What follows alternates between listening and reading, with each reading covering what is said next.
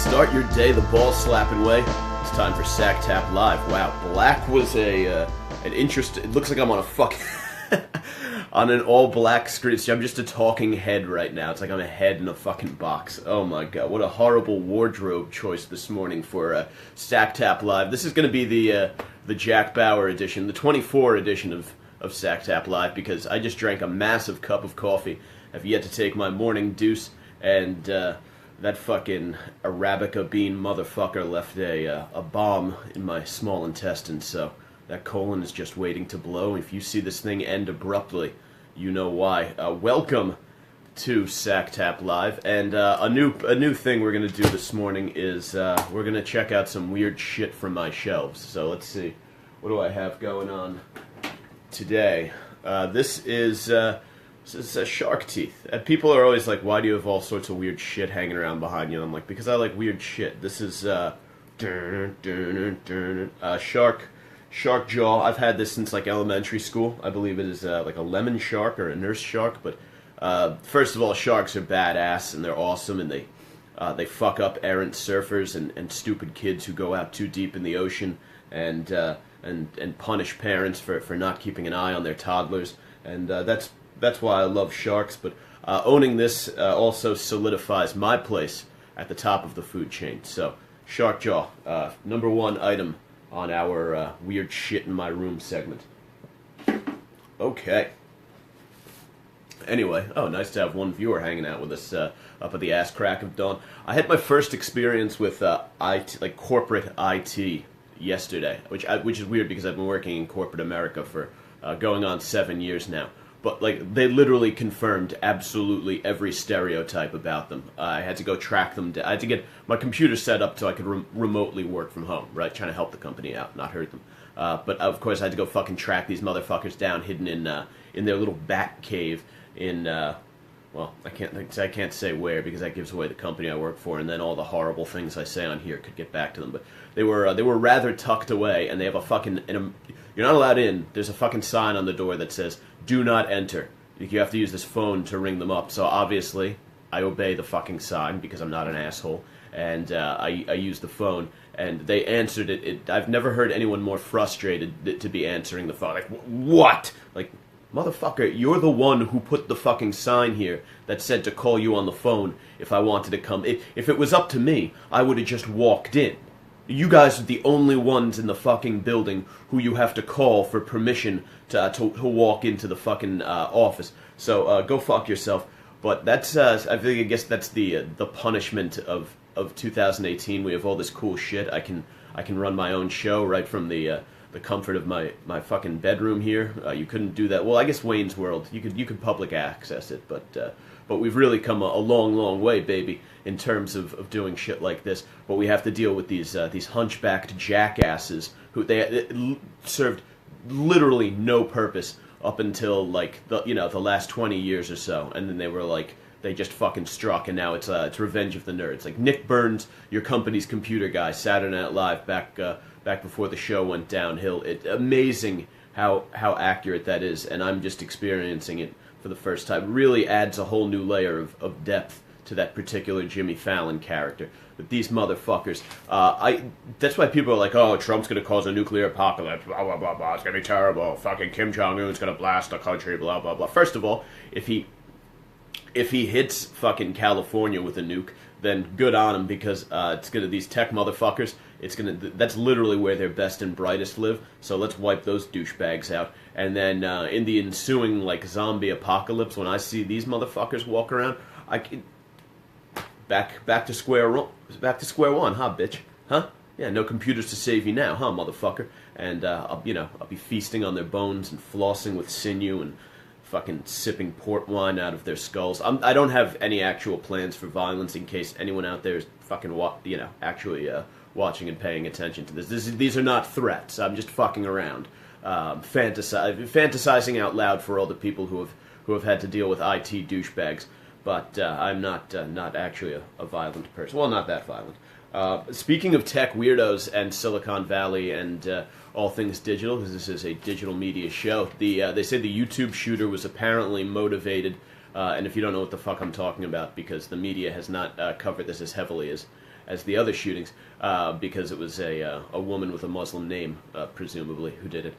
And she didn't use an AR-15, she used a handgun, so it doesn't exactly meet the criteria for media outrage. But a woman went to the YouTube campus in San Bruno, California, and shot the place up. She wounded 3 people and then killed herself. I'm assuming if it was a male shooter, they would have had better aim and probably done a little bit more damage.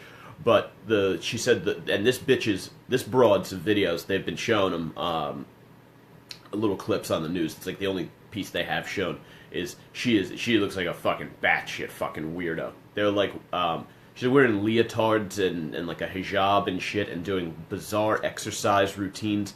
I guess she must green screen them because she's got some wild ass shit to do. You think it's bad that I'm just a fucking black t-shirt floating head in front of these curtains. This bitch had some odd shit going on that channel. I don't know what her fucking name is, but if you search the YouTube shooting, I might have some shit up on the Facebook page about it. You could track her name down and look up some of these videos. She's a fucking weirdo. I'm gonna be totally, what a just odd chick. And apparently the reason that she shot up YouTube is because they started pulling her videos down for violations of terms of service. They never really explain, like they just say, oh, it's just an inappropriate video. And that's, you might have heard me talk about this before on Sacktap Live in the AM, is that YouTube is now doing that. They're, along with like Twitter, they're sort of putting, on Facebook, they sound being put in Facebook jail or Twitter jail. If they don't like your content for whatever reason, they're now demonetizing it so you can't make revenue off of the video. And this is clearly driving some people to the fucking brink. They said this woman was making, good cash off of her YouTube channel. She had like 10,000 followers. So her anger is reasonable, especially if that's how you make money and YouTube's going and taking the food out of your mouth for some very unspecified reason, then yeah, I'd be fucking pissed off too. I probably wouldn't shoot the place up. Sounds a little drastic. I'd probably, go ahead and upload my shit to Vimeo and kind of try to start over.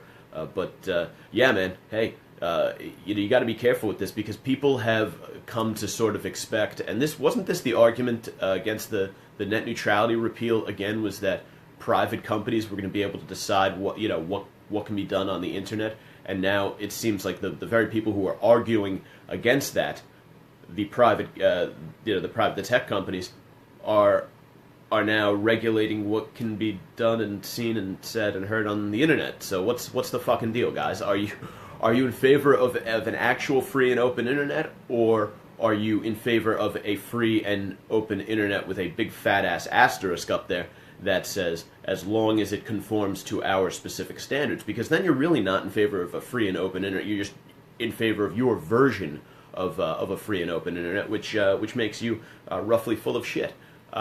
Also, speaking of big weirdos and shooting sprees, I will not use his name.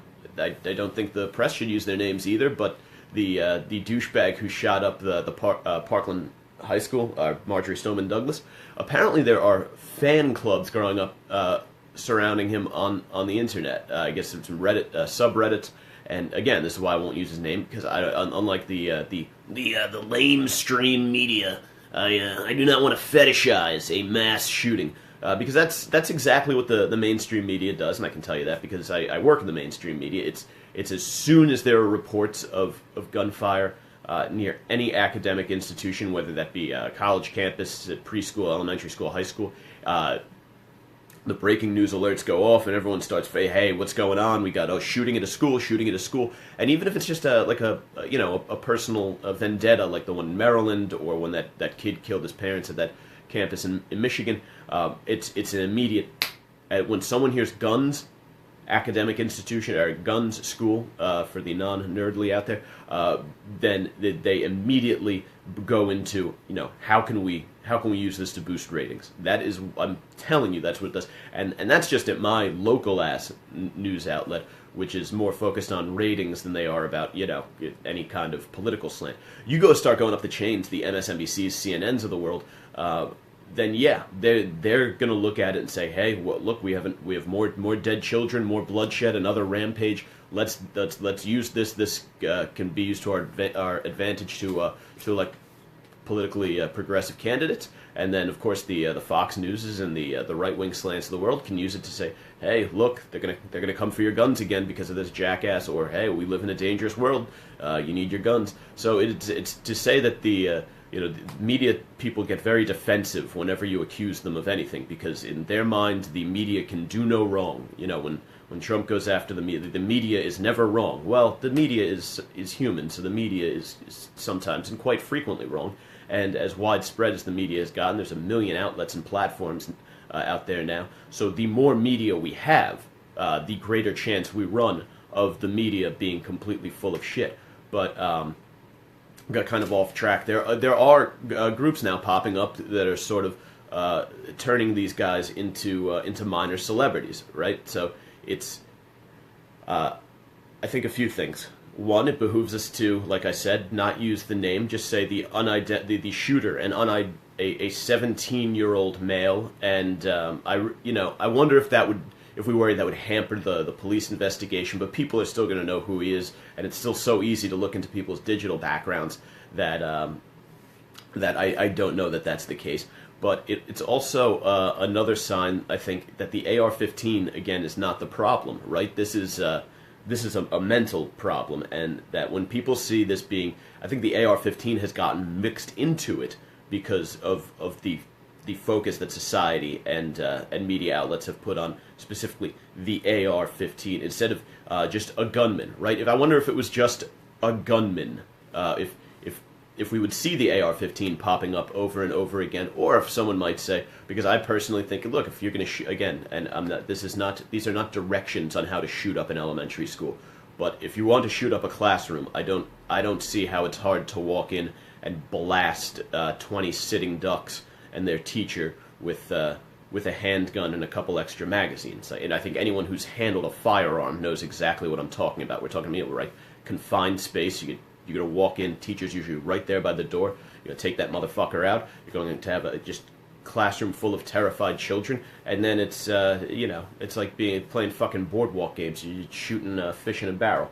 But, the idea that this is being fetishized, I think, and that people are looking at this kid and saying, wow, I'm a fan.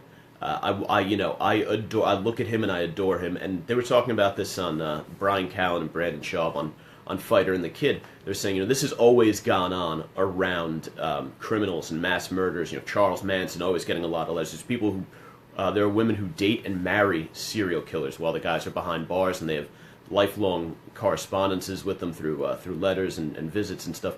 So this, that sort of behavior towards sick fucks always existed, and now the digital world is giving people who have been marginalized, people who have been kind of pushed aside. Remember, we talked about tribalism so many times on here. People who have been kind of outcast by the tribe can say, hey, here's a way for me to gain some fame. It's infamy, really, right? We would call it infamy, but here's a way for me to gain some fame. Let me do this thing, and by the way, in doing that thing that will bring me all of this fame and adoration from these people, I get to get back at the very motherfuckers who have made my life hell for so long. Even if they're wrong, even if it's all in their head and people haven't made their life hell, if whatever their own problem has been the thing making their life hell, but they just don't know how to fucking cope with it, so they blame society. It doesn't matter. They're saying, okay, now I have an outlet, and I have people who are going to love me when I exercise that outlet. Fucking cocked, locked, ready to rock, and then they roll. So that's something to think about there. But it is the ordinance is about to blow, as it were. So I've got to rush myself to the commode. Thank you for tuning in this morning. As always, follow me all over social media, the poison that it is, on Instagram at Gary_Moiler, on Twitter at Mike Montone, and of course this is Facebook, facebook.com/The Savage Crew. You want to check out the podcast, you can find it over at thesavagecrew.libsyn.com. We're also in Podbean, Stitcher, Spreaker, all the other shit, except for iTunes. They keep rejecting us. I think it's because of the penis logo. But you can find all that at the top of the Facebook page. And we should hopefully have a fresh episode up within the week. March was a very fucked up month. I didn't get to do an actual, produced and recorded podcast. I did do some stuff for the dudes over at thegoonery.com. Be sure to go over there and check out, it's The Goonery, and check out Shit Talk, they call it, is the podcast I do over there. And yeah, March just sucked, but I was able to provide you plenty of streaming content via the Facebook page, so expect more of that, and hopefully I will have a fresh podcast episode up by like the beginning of next week, and have a fucking give a championship effort today. It's Thursday. Week's almost over. All right, toodaloo, motherfuckers.